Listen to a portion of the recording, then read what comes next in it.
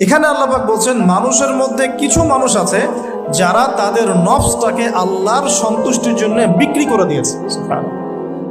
মানে তাদের জীবনের মূল থিমটাই হচ্ছে আল্লাহ পাকের সন্তুষ্ট অর্জন। কোনো কিছুকেই তারা আল্লাহর সন্তুষ্টির উপর প্রাধান্য দিবে না। যদি কোটি টাকার অফার আসে হারাম, সে সেটা রিজেক্ট করবে, আল্লাহ নারাজ হবে। একটা সুন্দরী মেয়ে যদি জেনার অফার করে, সে রিজেক্ট করবে, কারণ সে আল্লাহকে ভয় করে।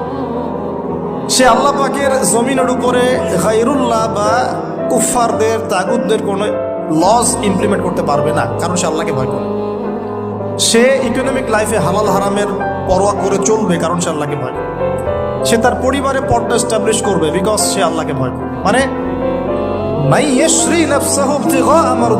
আল্লাহ পাকের সন্তুষ্টির জন্য নিজের নফসটাকে, জান মাল সবকিছুকে বিলিয়ে দিয়েছে।